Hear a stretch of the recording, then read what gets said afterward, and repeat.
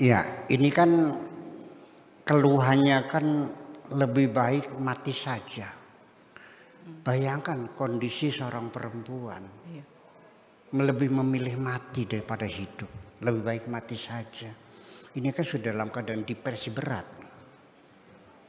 Gara-gara karena nikahnya batal. Artinya laki-laki jangan pernah bermain-main dengan perasaan perempuan. Tinggal sejengkal lagi bisa bunuh diri lah. Kayak apa sakitnya perempuan yang sudah tersiar akan menikah, sudah bagi undangan terus dibatalkan. Kayak apa? Mikir deh. Ya kayak menanggung rasa malunya itu. Apalagi di kampung, di kota juga sama ya. Iya, semacam itu. Tolong diperhatikan. Dan ini saya mengangkat masalah ini adalah karena apa? Punten saja bahwa sebelum jadi pesantren yang sebesar ini, dulu awalnya yang saya rawat itu orang-orang gila. Orang stres, depresi itu. Santrinya itu orang-orang ini ya. Nah, lalu mereka yang setelah sembuh rupanya memperhatikan. Ini Pak Dukun ini rupanya pinter ngaji juga gitu. Akhirnya menitipkan anaknya. Itu awalnya. Jadi lama-lama jadi pesantren. Nah, dan sekarang kita sudah tidak terima lagi merawat orang-orang gila ya. Udah waktunya, nggak ada waktunya sih. Jadi saya diduganya itu bukan sekedar sakti aja ya. Diduganya saya tuh kalau nggak psikiater ya minimal psikolog lah. Padahal saya bukan jurusan psikiater. Yang saya pelajari itu adalah teater, bukan psikiater, teater. Gitu. Lalu akhirnya menjadi kiai seperti ini. Jadi demikian persoalannya. Saya mau cerita dulu dah. Jadi kenapa orang menganggap saya kayak psikolog, kayak psikiater.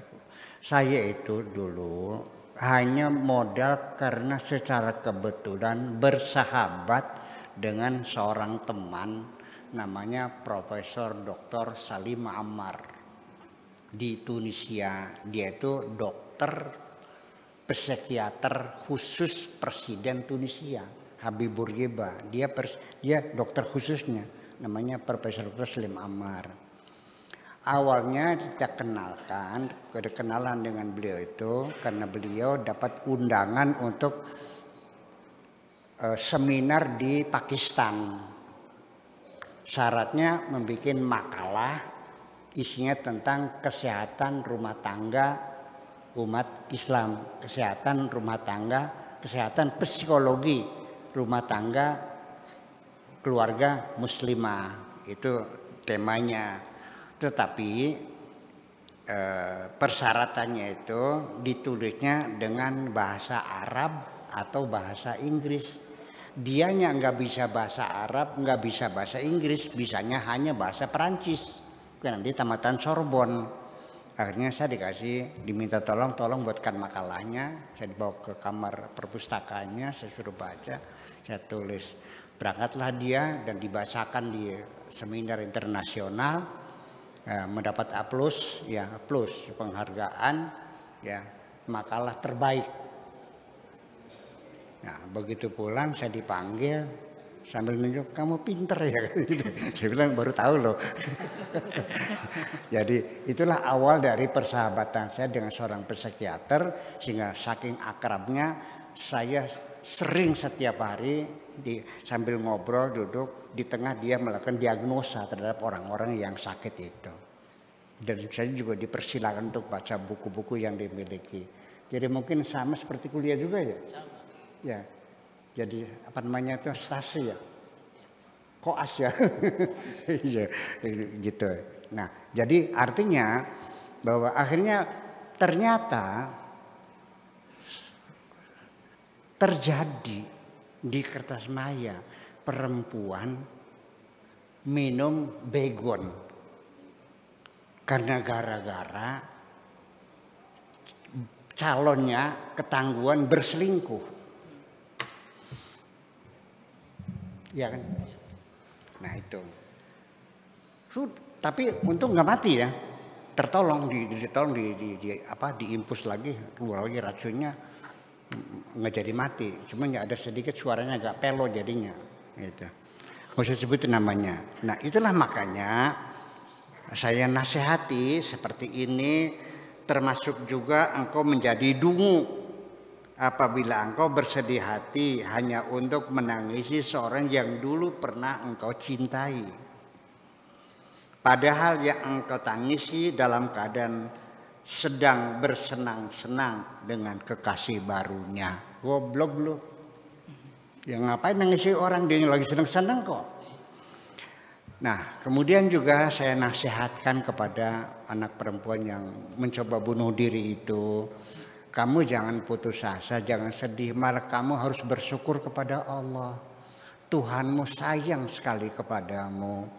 Kamu diselamatkan oleh Tuhanmu. Jangan kawin dengan lelaki pecundang seperti itu. Sebelum engkau kawin, Allah tunjukkan kejahatannya. Sehingga engkau tidak jadi kawin dengan lelaki yang jahat itu. Bersyukurlah kau diselamatkan. Bayangkan kalau engkau terjadi sampai kawin. Setelah punya yang satu, kelihatan jahatnya. Kamu seumur hidup menjadi sengsara. Bersyukurlah kepada Tuhan. Allah masih sayang kepadamu. Kamu salah paham. Iya, diselamatkan enggak? Diselamatkan enggak? Kok bunuh diri? Nah itulah persoalannya. Jadi begini, saya ingin mengatakan begini ya. Persepsi yang berbeda mengakibatkan reaksi berbeda. Yang menyebabkan Anda bahagia, Anda sengsara adalah pikiranmu kok. Dari pikiranmu sendiri. Dan pikiran itu kamu yang mencipta sendiri. Sekarang saya mengatakan, Pak Rahmat ketika dicemburui oleh istrinya bertengkar gedean.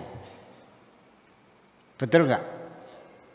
Tapi ketika saya dicemburu istri saya bahagia sekali. Kenapa reaksinya berbeda? Karena persepsi kita berbeda.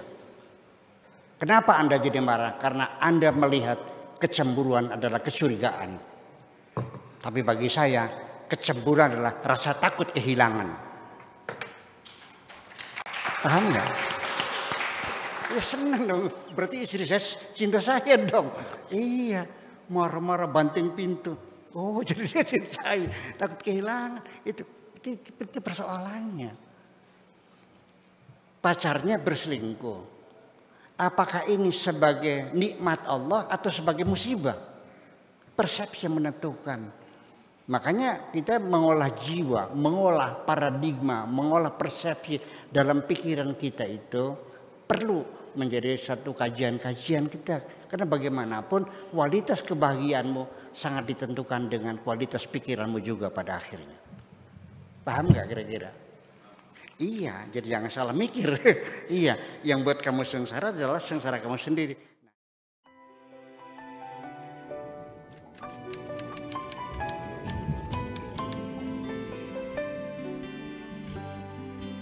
Aku hanya ingin berbagi kebahagiaan dan tidak menggurui siapapun. Terlalu sulit bagiku untuk menyalahkan siapapun. Akan tetapi apabila ada orang yang ingin mengisi raporku, tentu aku sangat gembira sekali. Dan kujamin aku tidak akan sakit hati sedikit.